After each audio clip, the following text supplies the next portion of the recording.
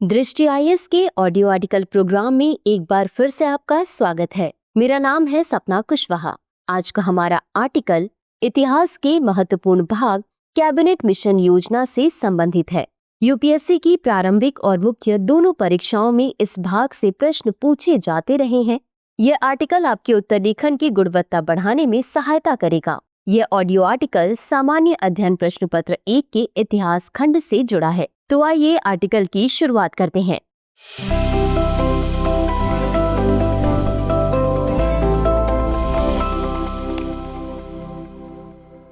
भारतीय स्वतंत्रता आंदोलन के आखिरी चरणों में कैबिनेट मिशन योजना की महत्वपूर्ण भूमिका रही है। 1946 की कैबिनेट मिशन योजना एक ब्रिटिश प्रस्ताव था। इसका उद्देश्य भारत की एकता को बनाए रखते हुए सत्ता का शांतिपूर्ण हस्तांतरण सुनिश्चित करना था। ये इसलिए महत्वपूर्ण था क्योंकि इस योजना ने पाकिस्तान की मांग को खारिज कर दिया।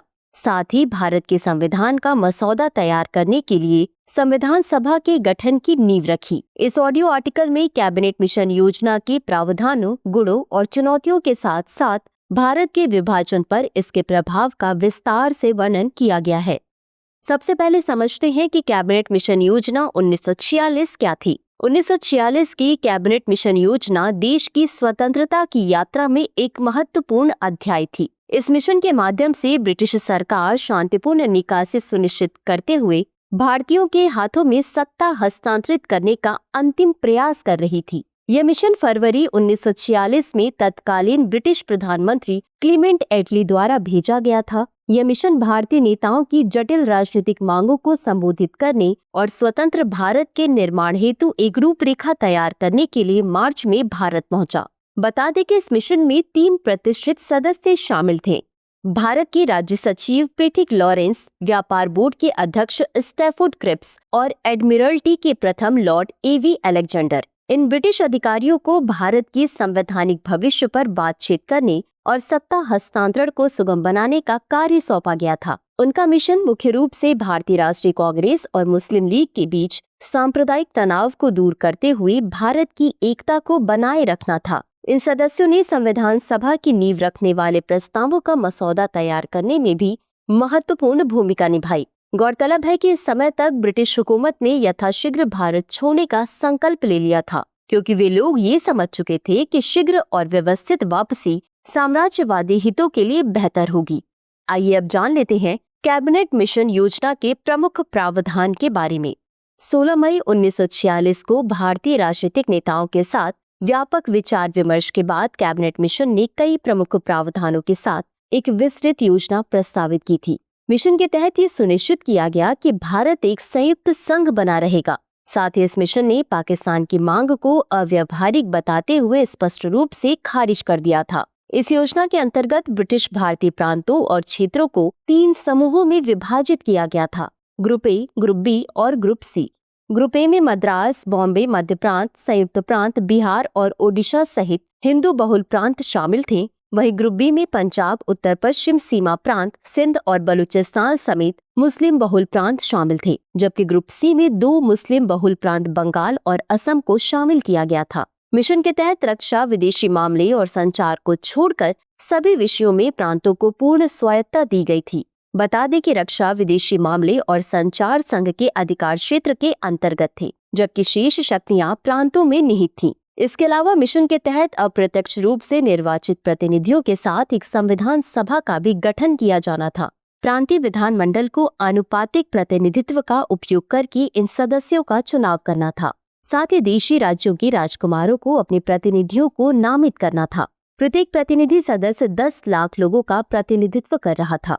इन सब के अलावा प्रत्येक समूह के प्रांतों को अपना अलग संविधान बनाने की अनुमति दी गई। हालांकि पहले आम चुनावों के बाद कोई भी प्रांत समूह से बाहर निकलने या 10 साल बाद संघ के संविधान पर पुनर्विचार करने का विकल्प चुन सकता था।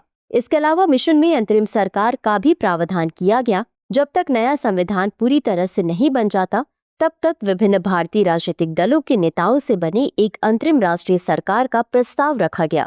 इस अंतरिम सरकार में गवर्नर जनरल को छोड़कर सभी सदस्य भारतीय थे।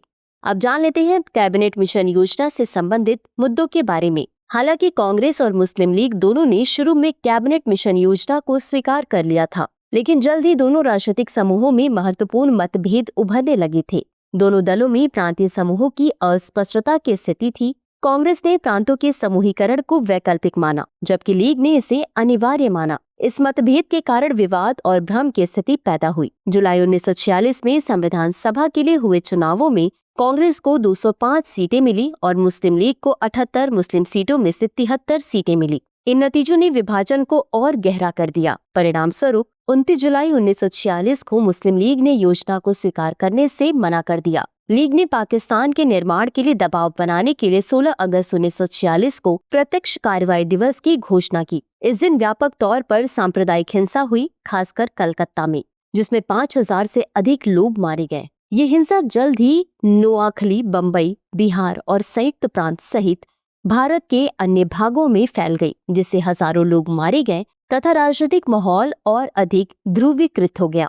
आइए अब जानते हैं अंतरिम सरकार का गठन किस प्रकार हुआ था। आगे की अशांति को रोकने के लिए वाइसराय वेबल ने कांग्रेस अध्यक्ष जवाहरलाल नेहरू को अंतरिम सरकार बनाने के लिए आमंत्रित किया, जिसने 2 सितंबर 1946 को कार्यभार ग्रहण किया। ब्रिटिश शासकों ने भारतीय राष्ट्रीय कांग्रेस और मुस्लिम लीग के बीच एक समझौता किया। लगातार बातचीत के बाद मुस्लिम लीग ने शुरू में इसमें शामिल होने से इनकार कर दिया, लेकिन अंततः 26 अक्टूबर 1946 को सहमत हो गई।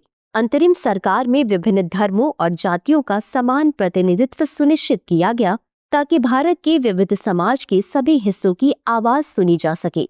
हालांकि मुस्लिम लीग अंतरिम सरकार में शामिल तो हो गई थी, लेकिन सरकार के भीतर अवरोधकारी दृष्टिकोण अपनाया तथा कांग्रेस के निर्णयों और नियुक्तियों का विरोध किया। इससे एक शत्रुतापूर्ण कार्य वातावरण निर्मित हो गया, जिससे दोनों पक्षों के लिए एकजुट होकर कार्य करना लगभग असंभव हो गया। आइए अब जानते हैं कैबिनेट मिशन योजना के महत्व के बारे में। इस मिशन ने स्वतंत्रता के लिए मंच तैयार करने का काम किया। इस योजना ने शासन और संविधान निर्माण के लिए रूपरेखा तैयार करके भारत की स्वतंत्रता के लिए आधार तैयार किया। गौरतलब है कि अपनी अंतिम विफलता के बावजूद यह योजना भारत की एकता को बनाए रखने और विभाजन को टालने का अंतिम बड़ा प्रयास था। इसके अलावा इस योजना के परिणाम ने भारतीय समाज में गहरे सांप्रदायिक विभाजन को उजागर किया, जिसके परिणाम स्वरूप अंततः भारत का विभाजन हुआ। उल्लेखनीय है कि इस मिशन के तहत ही संविधान सभा का गठन हुआ था। चुनाव और उसके बाद अंतरिम सरकार का गठन भारत की एक संप्रभु गणराज्य बनने की यात्रा में महत्वपूर्ण मील के पत्थर थे। बता दी कि कैबिनेट मिशन योजना ने परस्पर विरोधी मांगों के बीच संतुलन बनाने का पुरजोर प्रयास किया था। इस योजना में कांग्रेस की एकीकृत भारत की मांग और मुस्लिम लीग की पाकिस्तान की मांग के बीच संतुलन बिठाने का प्रयास किया गया। साथ ही इस योजना ने विभाजन को अस्वीकार करके भारत की एकता बनाए रखने के ब्रिटिश इरादे को रेखांकित किया। इसके अलावा ब्रिटिश सरकार ने संविधान निर्माण प्रक्रिया में हस्तक्षेप न करने के वचन को पूरा किया तथा भारतीयों को संविधान निर्माण में पूर्ण स्वायत्तता प्रदान की। बता दी कि इस योजना को अक्सर भारत की एकता और अखंडता को बनाए रखने के लिए अंग्रेजों का अंतिम प्रमुख प्रयास माना जाता है। निष्कर्ष: कैबिनेट मिशन योजना भारतीय राजनीति और स्वतंत्रता संग्राम में एक निर्णायक मोड़ था। यह योजना ब्रिटिश सरकार का अंतिम प्रयास था, जिससे भारतीय राजनीति में सुधार और सांप्रदायिक तनाव को कम किया जा सके और भारत के संविधान की नींव रखी जा सके। यह योजना न केवल भारतीय राष्ट्रीय कांग्रेस और मुस्लिम लीग के बीच संवाद को सुनिश्चित करने का प्रयास था, बल्कि यह भारत के राजनीतिक ढांचे को भी मजबूत करने की दिशा में एक प्रभावी कदम था। कैबिनेट मिशन योजना का सबसे बड़ा योगदान संविधान सभा के गठन में था, जिससे भारत में लोकतांत्रिक प्रक्रिया की शुरुआत हुई। संविधान सभा में विभिन्न समुदायों को समान प्रतिनिधित्व मिला, जिससे भारत के विविधतापूर्ण समाज के विभिन्न हिस्सों की आवाज को सुनने का अवसर मिला। इस योजना के तहत संघीय ढांचे की अवधारणा को स्वीकार किया गया, जिससे केंद्र और राज्यों के बीच शक्तियों का उचित वितरण सुनिश्चित हुआ। इसके बावजूद मुस्लिम लीग की मांगों और विभाजन के मुद्दे को लेकर योजना में कुछ असहमति रही। मुस्लिम लीग ने पाकिस्तान की मांग को लेकर कैबिनेट मिशन योजना का विरोध किया, जिससे विभाजन की प्रक्रिया की नींव रखी गई। पाकिस्तान को अस्वीकार करना और एक अखंड भारत पर जोर देना ब्रिटिश शासन के अंतिम वर्षों में भारतीय राजनीति की जटिलताओं को दर्शाता है। इस प्रकार कैबिनेट मिशन योजना ने भारतीय राजनीति को कई विवादों और असहमतियों के बावजूद एक नई दिशा प्रदान की। तो चर्चा को विराम देते हुए नोट कर लेते हैं आज का सवाल। कैबिनेट मिशन योजना की विफलता के साथ ही भारत के विभाजन को रोकने के सभी मार्ग बंद हो गए थे। कथन का तर्कपूर्ण विश्लेषण कीजिए। तो व्यूवर्स, आज के लिए बस इतना ही। मिलते हैं अगले एपिसोड में किसी नए टॉपिक के साथ। तब तक के लिए धन्यवाद। डियर व्यूअर्स, अपने एग्जाम की तैयारी को और बेहतर करने के लिए हमारे चैनल को लाइक, शेयर और सब्सक्राइब करना न भूलें।